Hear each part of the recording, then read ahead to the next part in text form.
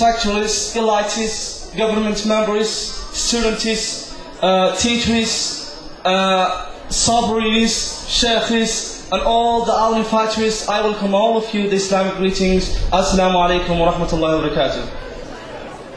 First of all, it's a great sense of achievement that we are now graduates of secondary education, that we are now graduates of secondary, almost secondary school. We have brought end to our secondary education. We have really set a novel legacy to our secondary education. We have really set a novel legacy really that will never thrive. We have brought pleasure to our parents, teachers, sisters and brothers. So, as the life changes, as the world changes day after day, as the mind changes, also as the grade changes day after day, as the time changes, as the body grows time to time, also the grade changes. So, it's really good for us today to stand in front of the students. And secondly, I would like say my word and say my advice to the students. So, be the winners of Somaliland National Examination. Be the ones that win in this world and hereafter. Be the ones that win in every part of this life. Be the ones that can change the world as well as their country, because our country needs an aid, because our country needs a help. So, yes, we're graduates, yet our struggle for knowledge, is not yet over. We have a long way to success. We have a long way to go. And this came possible after a long struggle, after a long interior struggle to overstep all the challenges in the way. So, I would like, and our graduation is not a stepping stone to to educational success we inspire. Lastly and finally, I would like to say my word, and I'm hereby declaring on behalf of all the students that we are indebted to our teachers, that we are indebted to our parents who have assisted us in achieving this secondary level, in achieving this level. And I am saying to our secondary school, and I am saying to all the members of this really, and all the invitees, that really it never slips from our memory. It's really it's great pleasure for our memory, and we are really very happy in this day, because it's our graduation day.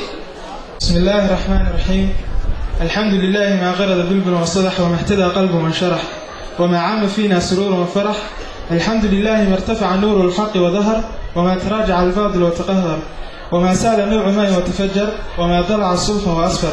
وصلاة وسلام طيبين ومباركين على النبي المطهر الحبيب صاحب الوجه الأنور والجبين الأزهر ما سار سفينة للحق وأبحر وما على نجم في السماء وأبهر وعلى آله وصحبه خير أهل المعشر صلوات ربي وسلام عليهم إلى يوم البعث والمحشر. سلام الله نهديكم إليه مع الإشفاق ممزوجا حنينا. سلام الله يوم يلقونه سلاما. فالسلام عليكم ورحمة الله وبركاته. أتيتم دارنا أهلا وسهلا مرحبا يا من الفجر أشرق باسما. مدرستنا مدرسة النور الثانوية دبتم وضاب صباحكم.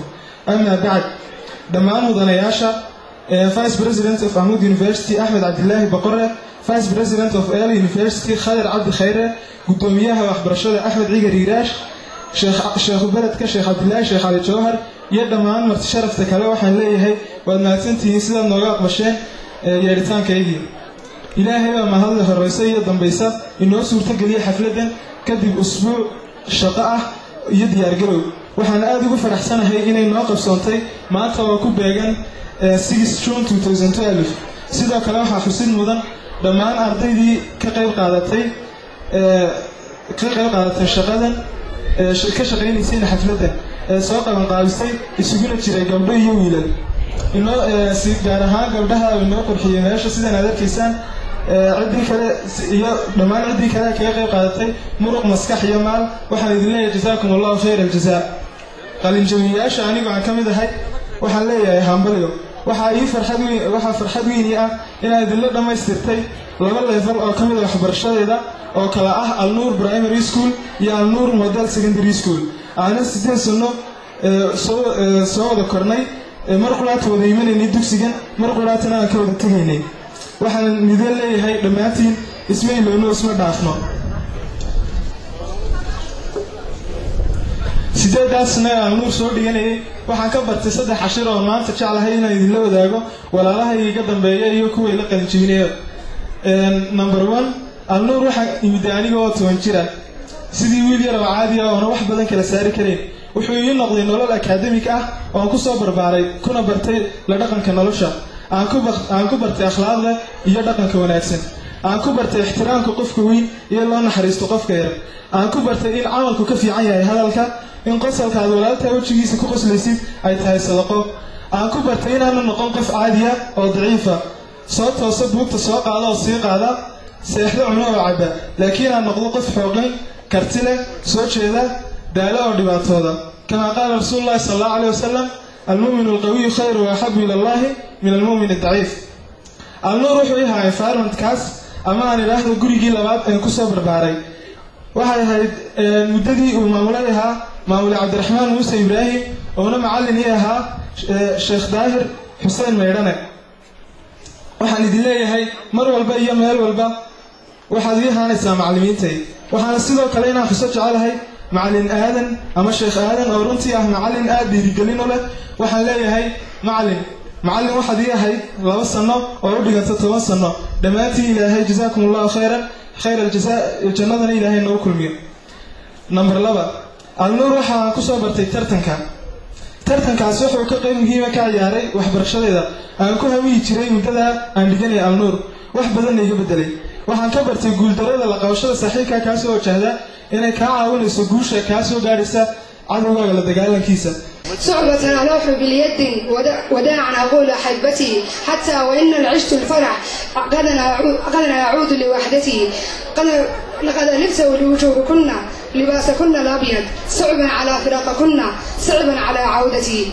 كنت أعيش بينكن وخيالكن في مرقدي وكيف أكون بدونكن وكيف أكون في قدي أكتب إليك قصيدتي وأنا أعاني حسرتي ولكن كذا دمع الحياة بعد تألف فرقة الكونفور عذرا أروح باليد أقولها لأحبتي أتاني العلم أحب العلم وأسكنه حياتي ويبقى خالدا في ذكرياتي بدون علم لا ترقى الحضارة ولا يحضن لي المكرمات وكم من أقوم قد وصلوا معالي به بلغوا أعالي المرتبات فهم العلم يكون لهم مقاما بين الناس بكل جهاتي. السلام عليكم ورحمة الله وبركاته.